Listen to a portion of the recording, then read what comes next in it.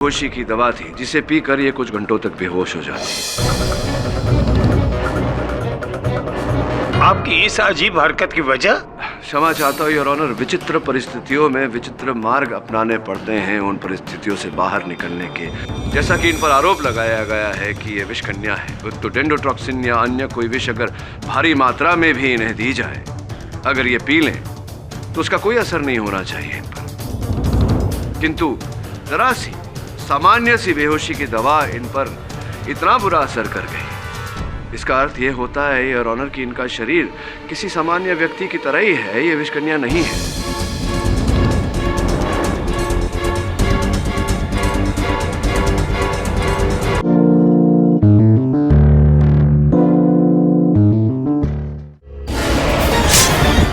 Mister Phoolchand के हाथों में जो खरोच थी वो इन्हीं के नाखूनों की दी हुई है।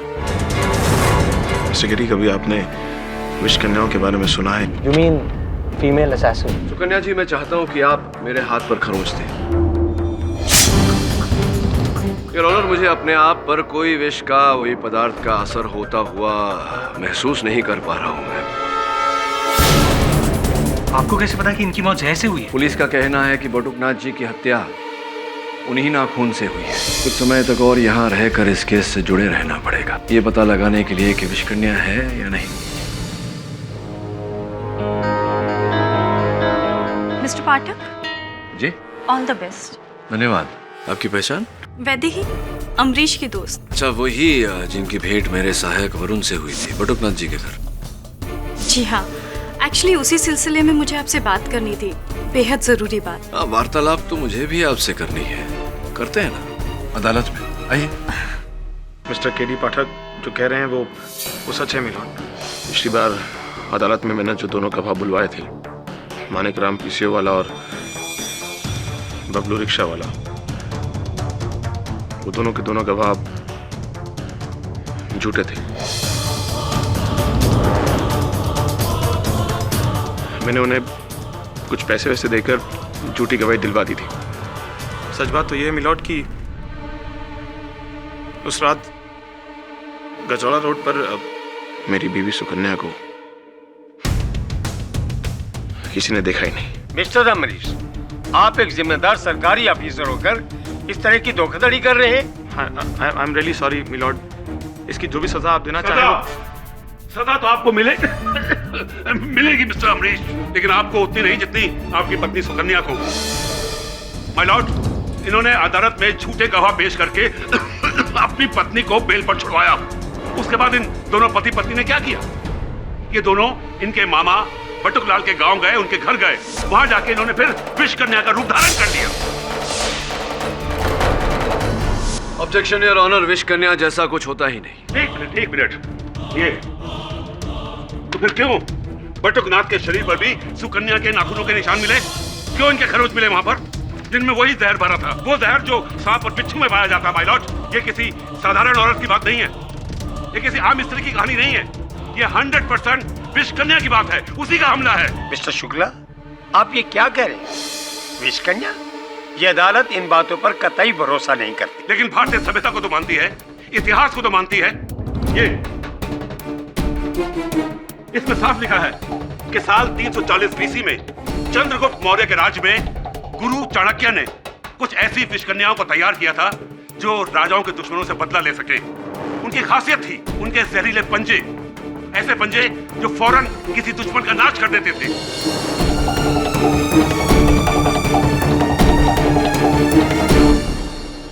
शुक्ला जी, ये सब ऐतिहासिक किताबों की बातें हैं, इन घटनाओं के घटित होने का कोई प्रमाण नहीं। धार्मिक किताबों को तो आप प्रमाण मानेंगे ना, जिनमें विष कन्या के बारे में लिखा गया है। ये कल की पुराण, इसमें सिर्फ विष कन्या के बारे में लिखा ही नहीं गया, बल्कि गंधर्व चित्रग्रीवा की पत्नी, जो कि खुद एक विष कन्या थी जिसका नाम सुलोचना था, उसके बारे में विस्तार से लिखा है कि कैसे वो अपनी नजरों से सामने वाले को मार देती थी। नजरों से my lord, eye contact. Shukla ji, मेरे मानने या ना मानने से कुछ नहीं होता।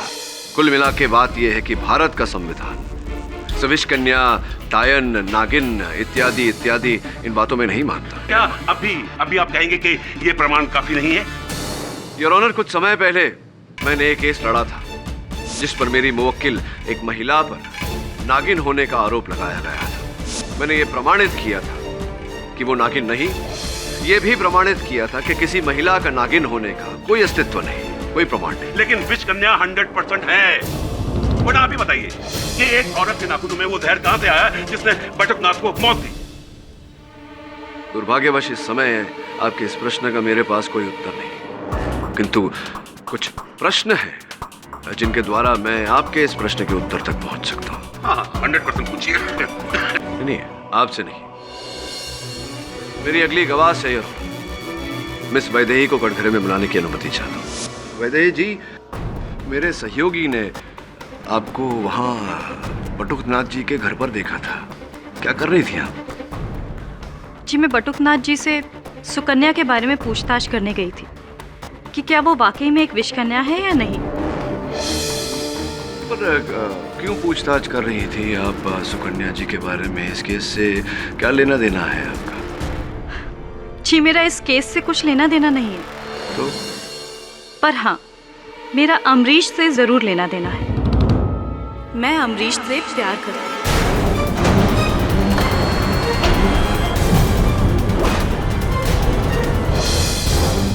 और चाहती हूँ कि सुकन्या की सच्चाई जितनी जल्द से जल्द दुनिया वालों के सामने आ जाए, उतना ही अच्छा अमरीश के लिए होगा और मेरे लिए। सुकन्या का मेरे रास्ते से हटना मेरा रास्ता साफ करता है। क्या बात है, दाद देनी चाहिए आपकी इस बहादुरी की। आभार मानते हैं हम आपका कि बिना प्रश्न पूछे, बिना किसी दबाव के आपने न केवल अपना परिचय हमें दे दिया, बल्कि आपने अपनी मंशा और उद्देश्य दोनों हमें बता दिया।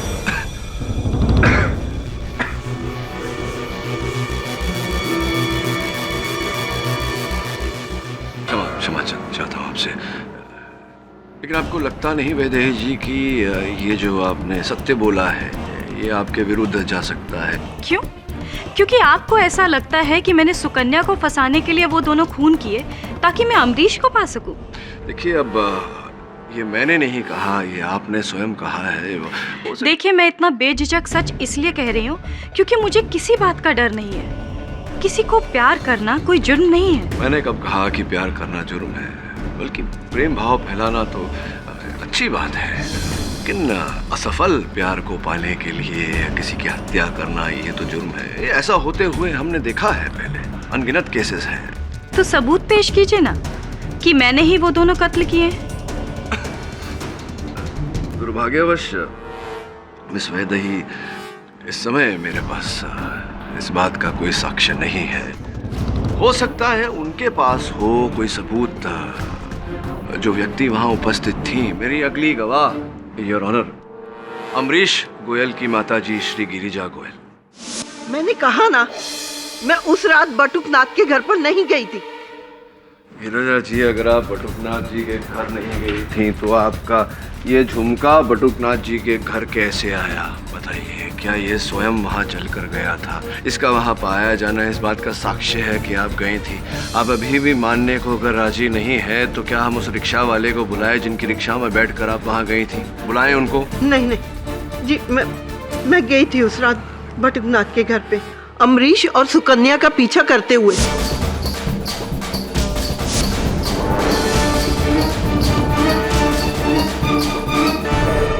गई क्यों थी? आपके वहां जाने का उद्देश्य क्या था, बताइए। क्योंकि मुझे लगता था कि मेरी बहू सुकन्या मुझसे कोई राज छुपा रही है, इसलिए मैं उसकी और उसके मामा की बातें सुनने वहां चली गई। पर मैंने तो सुना ही नहीं, वो देखा जो देखकर आज तक मेरी रूह कांपती है। मैं जब चोरी छुपे पीछे के दरवाजे से उस घर में घुसी। मामा जी, आपने कोर्ट में वो सब कह दिया जो आपको नहीं कहना चाहिए था। मेरे अतीत की कहानी। बेटा, वैसे कोई झूठ तो कुछ नहीं बोला मैंने। अच्छा सुनिए, अब आगे से आप ऐसा कुछ मत कहिए जिससे मैं और भी बड़ी मुसीबत में फंस जाऊं। मैं समझा नहीं बेटा। देखिए, आप वहाँ पर दलवी की मौत किस तरह हुई, कैसे हुई, ये सब मत कहिएगा। हाथ जोड़ती हूँ मैं आपके सामने। किसी को कुछ नहीं बताऊँ? पक्का? हाँ बेटा, पक्का। किसी को कुछ नहीं बताऊंगा कि दलवी भाई का मौत कैसे हुआ। धन्यवाद मामा जी।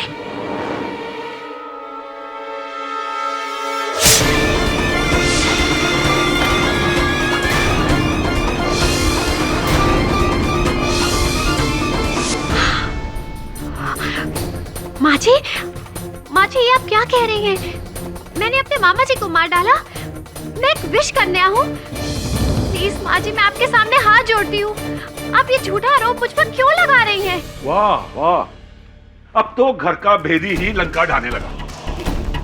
सास की गवाही 100% नहीं बल्कि 200% साबित करती है कि ये विष कन्या है।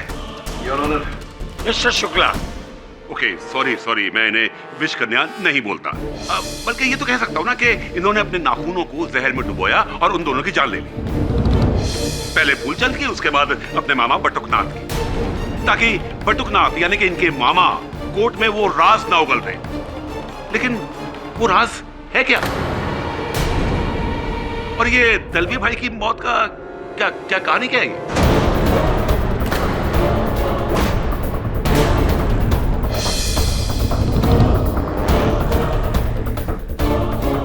सुकन्या, अदालत को बताइए सच क्या है। दलवी भाई की मृत्यु का यह कौन सा राज है जो आप केवल अपने मामा तक सीमित रखना चाहती थी? वो जी सर, वो दलवी भाई की मौत मामा जी के फार्म हाउस पर हुई थी 6 महीने पहले। लेकिन बहुत कम लोग जानते हैं कि उनकी मौत जहर की वजह से हुई थी। वो दरअसल उन्हें एक सांप ने पैर पर काट लिया था। सांप ने नहीं, तुमने मारा उन्हें। नहीं, मैंने उन्हें नहीं मारा।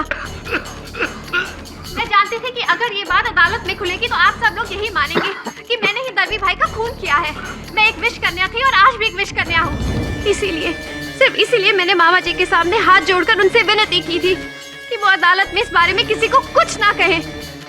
लेकिन सच्चाई तो ये है कि ना मैंने दलवी भाई को मारा है और ना ही फूलचंद जी को। फिर तुम्हारे नाखूनों पर उनके खरोंचों के निशान कैसे हैं? कैसे? बोलो कैसे?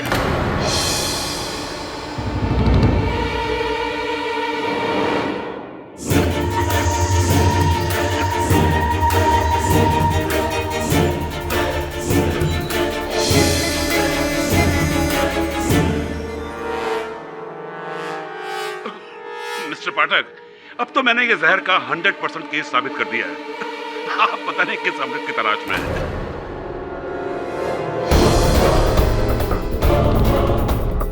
Mister Pathak,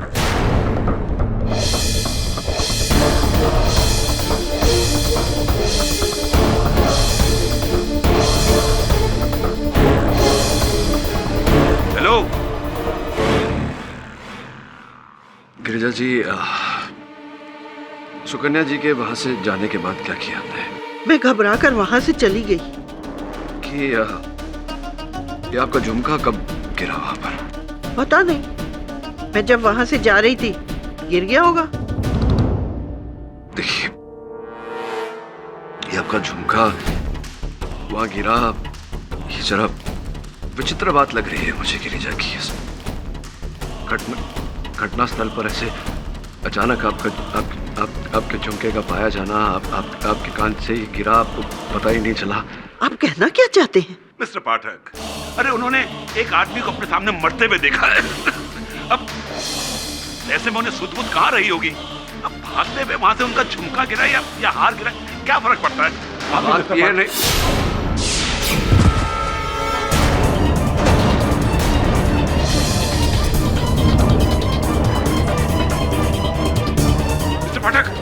mister Pathak, are you okay? Mister Pathak, are you okay mister Pathak? कहीं ये इस खरोंच की वजह से तो आपकी हालत नहीं हुई?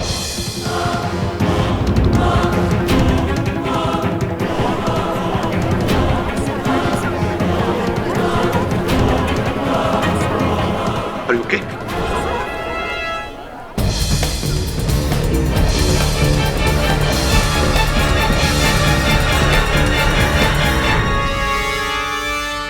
ये क्लियर केस ऑफ पॉइजनिंग है मिस्टर पाठक। आपके हाथ पर लगे इन खरोंचों के जरिए एक हल्का सा जहर आपके शरीर में फैला है। जहर? जी हाँ, लकीली हमने जल्दी ट्रीट कर लिया, वरना मुश्किल हो जाती। एंड मिस्टर पाठक, ये मैं टेबलेट्स लिख के दे रहा हूँ, इन्हें टाइम पर लेते रहेगा। I have an important appointment with the doctor. और हाँ, शाम तक अगर आराम ना आए तो मुझे फ़ोन कर दीजिएगा। जी धन्यवाद। Excuse me.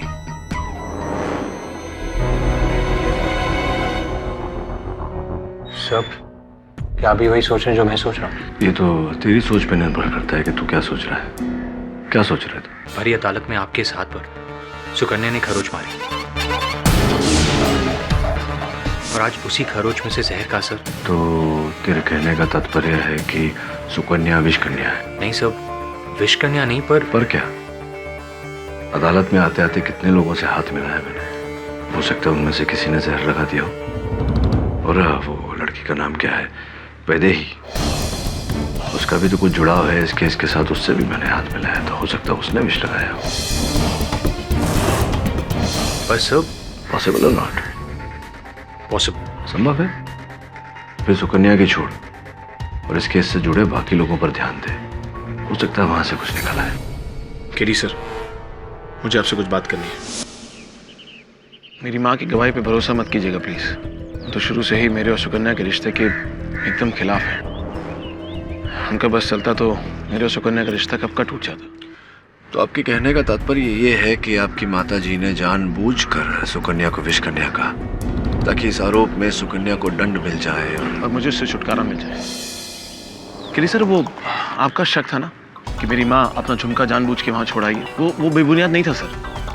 क्योंकि वो तो चाहती हैं कि उनकी मौजूदगी वहाँ साबित हो जाए और वो खुलेआम अदालत के सामने सुकन्या के खिलाफ बयान दे सके। अमरीश जी, माना कि आपको अपनी माताजी पर संदेह है, आपकी माताजी सुकन्या को आपसे दूर करने का प्रयत्न कर रही थी, लेकिन क्या इस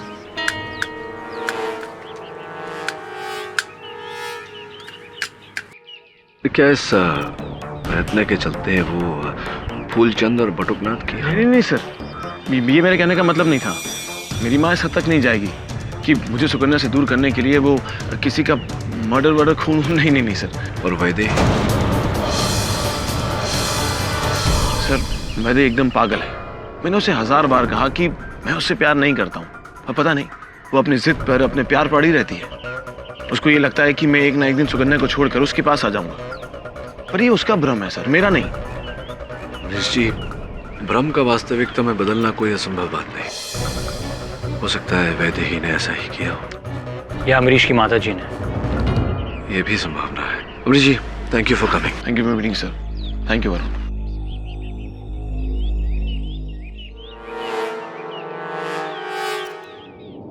अरे नमस्कार कलेक्टर साहब।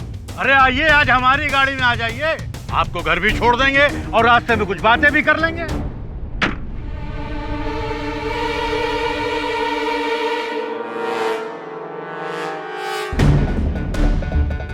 रणधीर सिंह जी, मुझे आपकी लिफ्ट की जरूरत नहीं है। मेरे पास अपनी सरकारी गाड़ी है। अरे साहब, जो गलती आप पहले कर चुके हैं उसे आप दोबारा करना चाहते हैं? क्या मतलब?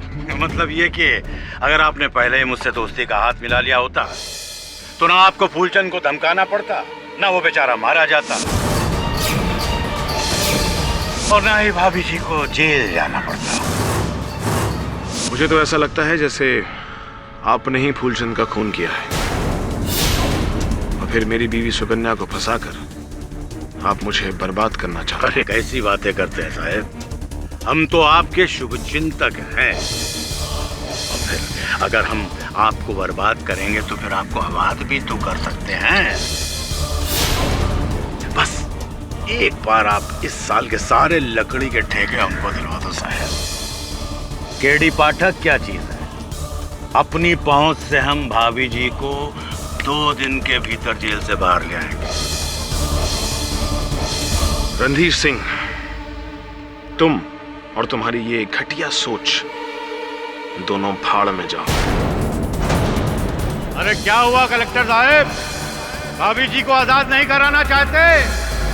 कुछ चक्कर तो नहीं चल रहा है? ओ कलेक्टर बाबू, बहुत ही कंफ्यूजिंग केस है सर। हम चाहे किसी पर भी उंगली उठाएं, सारी उंगलियां सुकन्या की तरफ ही इशारा करती हैं। उंगलियां नहीं, नाखून। वरुण, इस केस में सर्वोच्च प्रश्न ये है कि अगर सुकन्या निर्दोष है तो उसके नाखून दोषी क्यों है?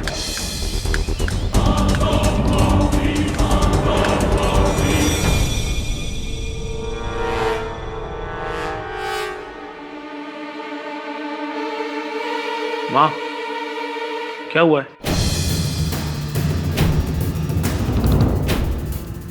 माँ, क्या हुआ क्या है? बेटा, बालों के तेल के लिए बहू की अलमारी खोली, देख वो क्या है।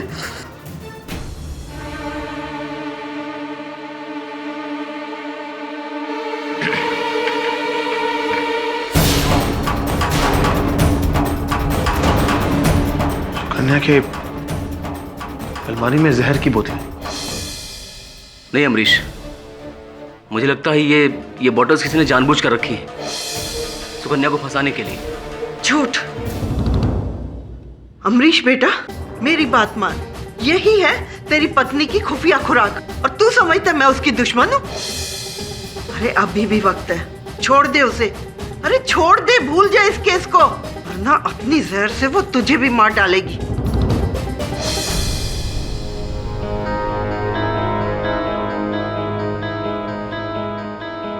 ये बॉटल्स आपने यहाँ पहले कभी नहीं देखी? नहीं, सुकन्या की अलमारी तो हमेशा बंद रहती है। अमरीश, मैं अभी भी कह रहा हूँ, कोई है जो सुकन्या को फंसा रहा है। वो कौन है? ये तो तब पता चलेगा जब इन बॉटल्स की फिंगरप्रिंट जांच होगी। माय लॉर्ड, इसमें उंगलियों के नहीं बल्कि नाखूनों के निशान है। वही डीएनए टेस्ट सुकन्या का।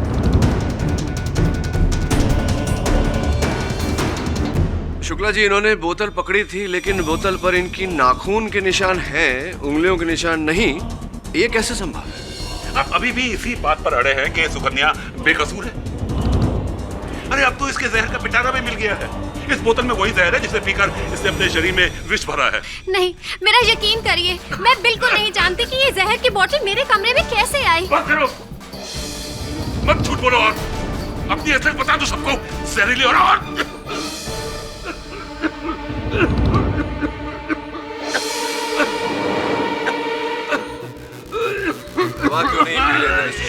एक मिनट मिस्टर पाठक, मुझे किसी के सहारे की जरूरत नहीं है, बल्कि आपको केस के सहारे की जरूरत है।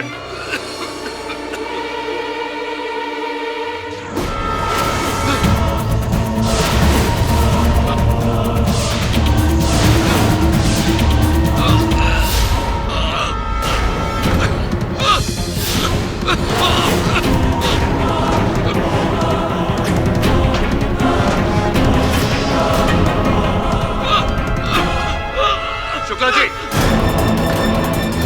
Call an ambulance please. Shukla ji,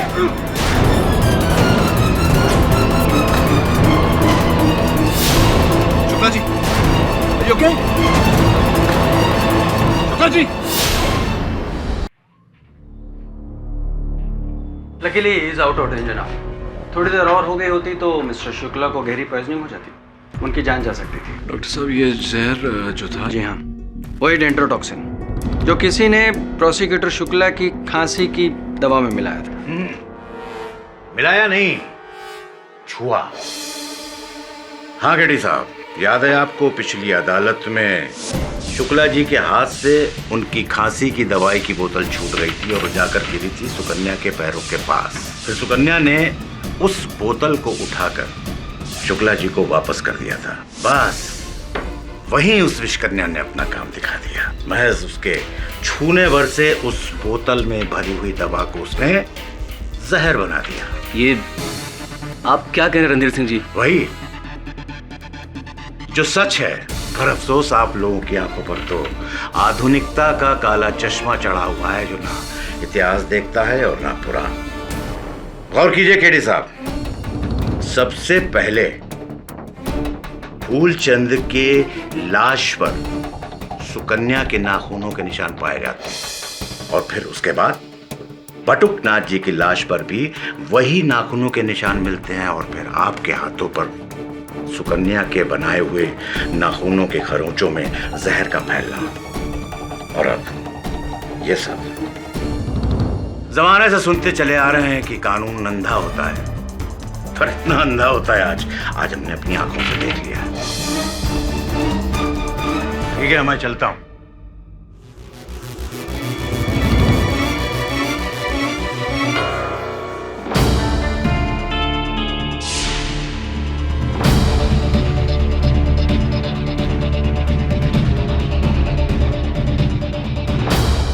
Shukla जी के साथ कोर्ट में जो कुछ भी हुआ, उसके बाद तो आपको भी यही लग रहा होगा ना कि मैं विष कन्या हूं, तो अब मेरा केस लड़ने का क्या फायदा?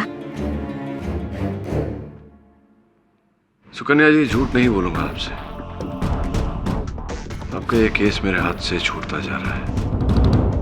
अब आपके पास कोई अंतिम गवाह, कोई सबूत, कोई उपाय, कोई तरीका हो इस केस को जीतने का तो बताइए। हाँ, बस एक उपाय है। बताइए। अगर मैं एक विष कन्या हूं तो मुझ पर कितनी भी मात्रा का जहर कोई भी असर नहीं करेगा। बिच्छू या फिर सांप का काटा हुआ जहर तो बहुत कम होता है। आप मुझ पर एक मेहरबानी करिए, मुझे जहर से भरी हुई शीशी लाकर दे दीजिए। अगर उसे पीने के बाद भी मैं जिंदा रहूं तो फिर, हाँ, मेरे शरीर में खून नहीं जहर दौड़ रहा है, फिर हूं मैं विष कन्या। और अगर ये विष पीकर आपकी मृत्यु हो गई तो? प्लीज केडी सर, आप मुझ पर एक आखिरी एहसान कर दीजिए।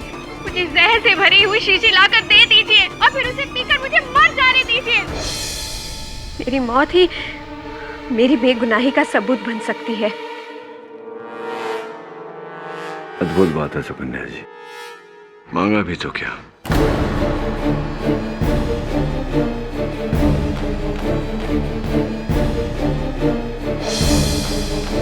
ये क्या है? वही जो आपने अभी भी मांगा, भारी मात्रा में विष। पी लीजिए इसे और साबित कर दीजिए कि आप विष कन्या नहीं है।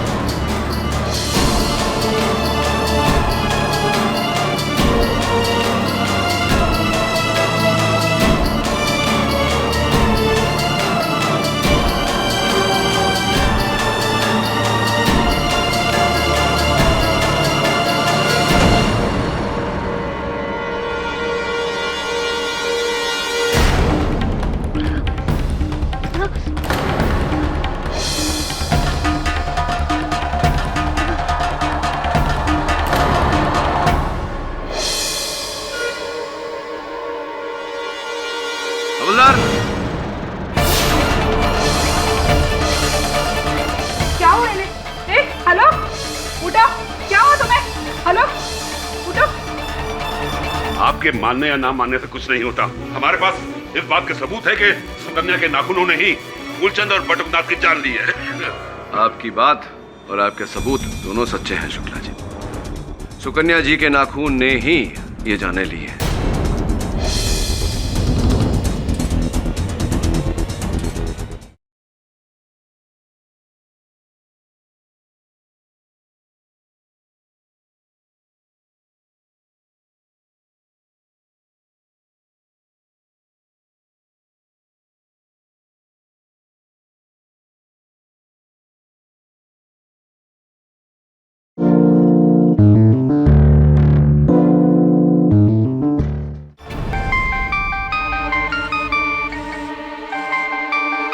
हेलो,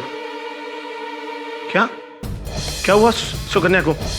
बोतल पे जहर के निशान। देखो तुम वहीं उसका ख्याल रखना। मैं अभी हॉस्पिटल आ रहा हूँ। क्या माँ सुकन्या ने जहर पी लिया। जिस बात का मुझे डर था ना, वही हुआ। अगर सुकन्या को कुछ हो गया ना, मर जाऊंगा मैं सच्ची।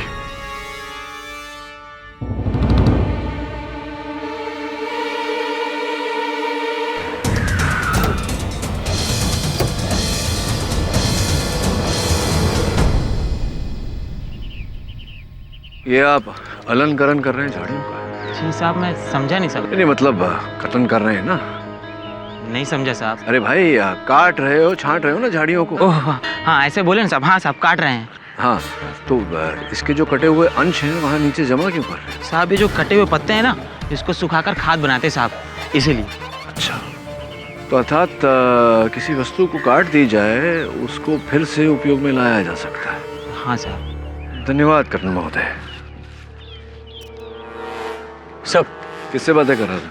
अमरीश का फोन आया सर। सुकन्या जेल में बेहोश हो गई है। तो उसकी चिंता मत कर, कल तक होश आ जाएगा उसे, उसकी आंखें खुल जाएंगी और बाकी सबकी भी। समय कुछ समझा नहीं। समझना तो पड़ेगा पर कल इस केस की सुनवाई और हमारे पास केवल आज की रात है। इस विषैले विषय को सुलझाने के लिए। माय लॉर्ड, आप भले ही मुझे अंधविश्वासी कहें, पर मेरे लिए ये औरत एक विष कन्या ही है। इसके छूने से मेरे खांसी की दवाई की बोतल में जहर भर गया।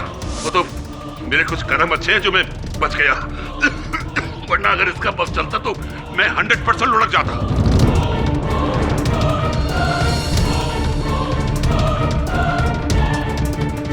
मिस्टर पाठक, आप अपने अगले विटनेस को कटघरे में बुला रहे थे? जी your honour, mister Amrish Goyal की माता जी श्रीमती गिरजा गोयल। इजाजत है। गिरजा जी, पिछली सुनवाई में आपने कथन दिया था अदालत में कि आप अपनी बहू और बेटे का पीछा करते करते बटुकनाथ के घर पर पहुंची, जहां आपने अपनी बहू को विषकन्या का रूप लेकर अपने मामा को मारते हुए देखा, उनकी हत्या करते हुए देखा। जी। ये बताइए कि अगर ऐसा है तो आप इकलौती गवाह हैं जिन्होंने सुकन्या जी को विषकन्या के रूप में देखा। क्या मैं सही कह रहा हूँ? जी। क्या आप जानती है कि मेरे ही दिए हुए जहर की शीशी कल लॉकअप में सुकन्या जी पी गई थी? क्या आपने सुकन्या को जहर दिया? लेकिन क्यों? केवल इतना साबित करने के लिए शुक्ला जी कि सुकन्या एक विषकन्या नहीं, एक साधारण महिला है। मैं आपसे कह रहा था। Please explain mister Pathak. Your honour, वास्तव में जो शीशी मैंने सुकन्या जी को पीने दी थी उसमें डेंड्रोटॉक्सिन या अन्य कोई विष नहीं था, सामान्य बेहोशी की दवा थी जिसे पीकर ये कुछ घंटों तक बेहोश हो जाती। आपकी इस अजीब हरकत की वजह? क्षमा चाहता हूँ योर ऑनर, विचित्र परिस्थितियों में विचित्र मार्ग अपनाने पड़ते हैं उन परिस्थितियों से बाहर निकलने के। जैसा कि इन पर आरोप लगाया गया है कि ये विष कन्या है, तो डेंड्रोटॉक्सिन या अन्य कोई विष अगर भारी मात्रा में भी इन्हें दी जाए, अगर ये पी लें तो उसका कोई असर नहीं होना चाहिए इन पर। किंतु जरा सी सामान्य सी बेहोशी की दवा इन पर इतना बुरा असर कर गई, इसका अर्थ ये होता है योर ऑनर कि इनका शरीर किसी सामान्य व्यक्ति की तरह ही है, ये विषकन्या नहीं है।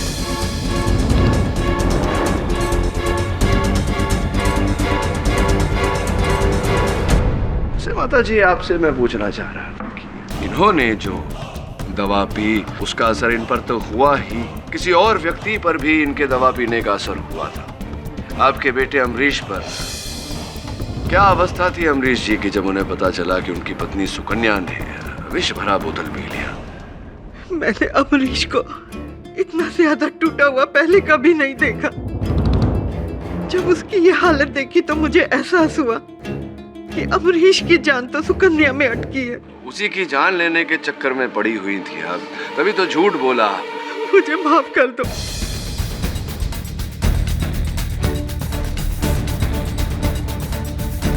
मैंने झूठ कहा था। हाँ, मैं गई थी बटुकनाथ के घर पर सुकन्या का पीछा करते हुए, पर मैंने उसे उनका खून करते हुए नहीं देखा।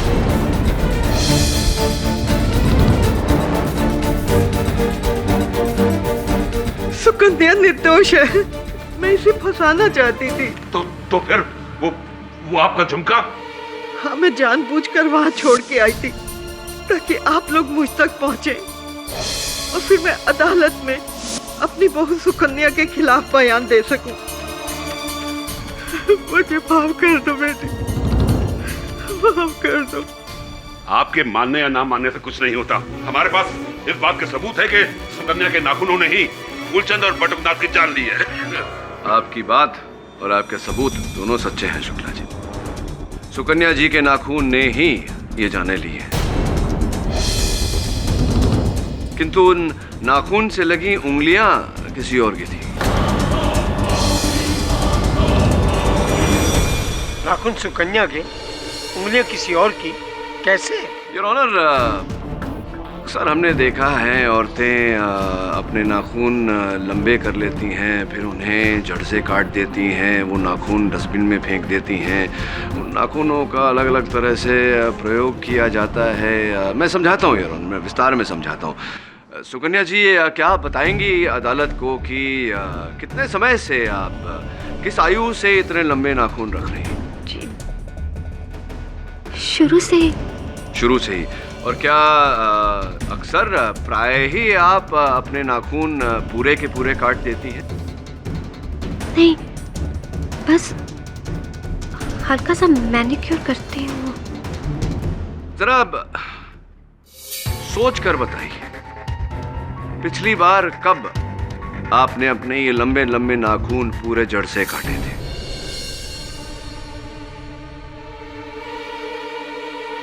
हाँ, 3 महीने पहले जब मैं मामा जी के घर गई थी, तब मेरा ये हाथ दरवाजे में आ गया था, जिसकी वजह से मेरी उंगली के 2 नाखून टूट गए। तब मैंने अपने इस हाथ के सारे नाखून काट दिए। तो जो नाखून टूट गए थे और बाकी के नाखून जो आपने काटे, क्या किया आपने उनका? हाँ, उस दिन मुझसे मिले प्रकाश आया था, तब मैं इन कटे हुए नाखूनों को पेपर में फोल्ड करके फेंकने जा रही थी। प्रकाश रास्ते में मिल गया, उसने कहा कि वो इन्हें फेंक देगा। तो आपके नाखून कटे हुए टूटे हुए प्रकाश ले गया। अब योर ऑनर, प्रकाश ने उन नाखून के साथ क्या किया, ये मैं उन्हें कटघरे में बुलाकर पूछना चाहूँ। ये कैसी बेतुकी बातें कर रहे हैं आप? जाहिर है कि वो नाखून मैंने ही फेंके होंगे। नहीं नहीं नहीं, फेंके नहीं थे आपने प्रकाश जी, आपने वो नाखून संभाल कर रखे थे अपने पास। कैसी बातें कर रहे हैं आप ये सब? मैं भला उन नाखूनों का क्या करूँगा? नाखून संभाल कर तो रखने ही थे आपको। आपने ये जो षड्यंत्र रचा था, इसका बहुत ही महत्वपूर्ण हिस्सा थे वो नाखून। उन्हीं की सहायता लेकर, उन्हीं की मदद लेकर तो आपको ये हत्याएं करनी थी और सुकन्या को फंसाना था। अब देखिए, कल मैंने अपने सहायक वरुण को आपके घर भेजा और वरुण ने आपके घर से ये डिब्बा बरामद किया। देखिए इस डिब्बे में क्या है, नकली दस्ताना, उस पर लगे हुए असली नाखून, वो भी सुकन्या के।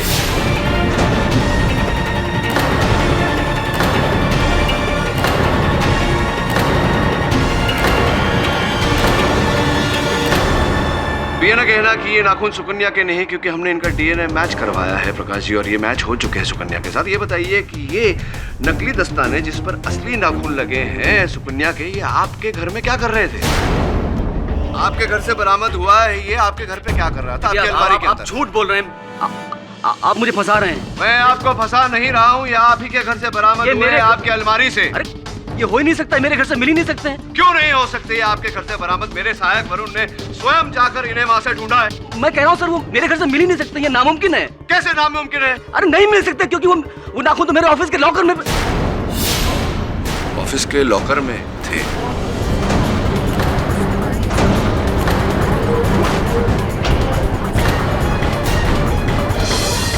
Order order.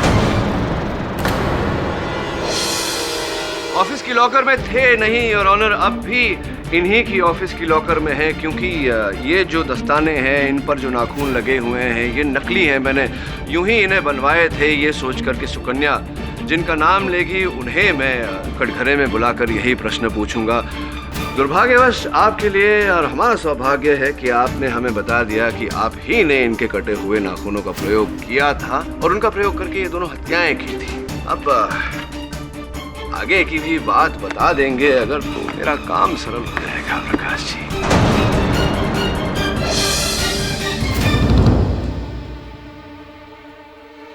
सुकन्या को मैं बचपन से ही प्यार करता था, मन ही मन, लेकिन सुकन्या ने कभी मुझे नहीं चाहा। उसने कभी नहीं समझा मेरे प्यार को। अरे समझना तो दूर, कभी पहचाना तक नहीं उसने कि मैं उससे कितना प्यार करता हूँ। और उसके बाद उसने अमरीश के साथ शादी कर ली।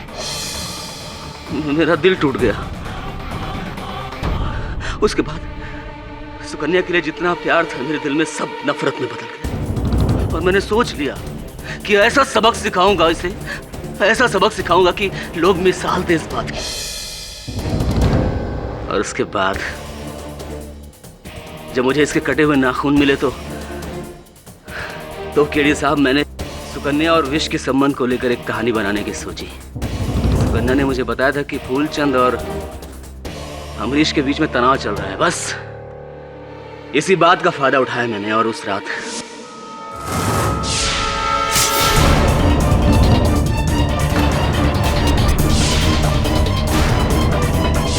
फूलचंद को मार डाला।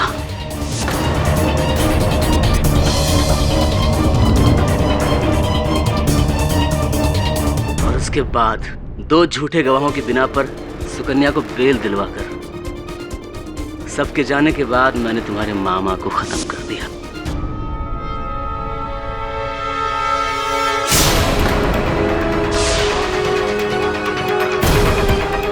ताकि तुम्हारे विष कन्या होने में किसी को संदेह न रहे। एक और बात मैं स्पष्ट करना चाहूंगा कि ये मेरे हाथों में जो विष फैला था वो कैसे हो गया? केडी साहब, उस दिन जब आप अमरीश के घर आए थे और मैंने आपको जाने से रोका था, तो उस दिन मेरे हाथ में कॉटन था और उस कॉटन में जहर था, डेंड्रोटॉक्सिन, जो मैंने आपको रोकने के बहाने आपके हाथ में लगा दिया। और वो मेरी खांसी की दवाई की बोतल पे।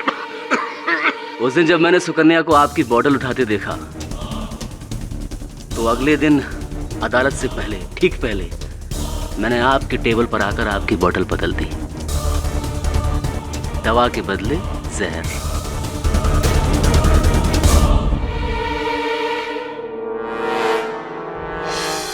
ये सब कुछ मेरी वजह से हुआ है।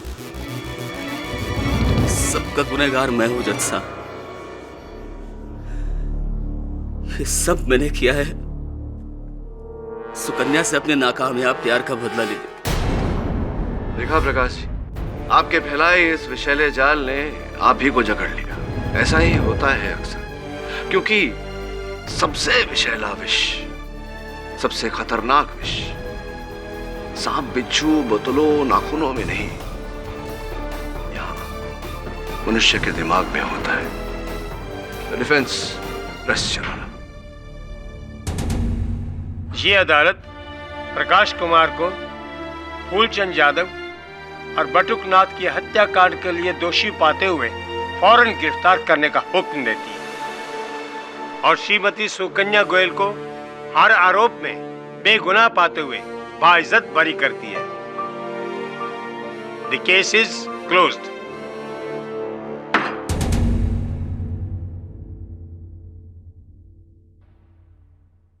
आगे आ जाओ तुम। कांग्रेचुलेशंस, आप ये केस जीत गए।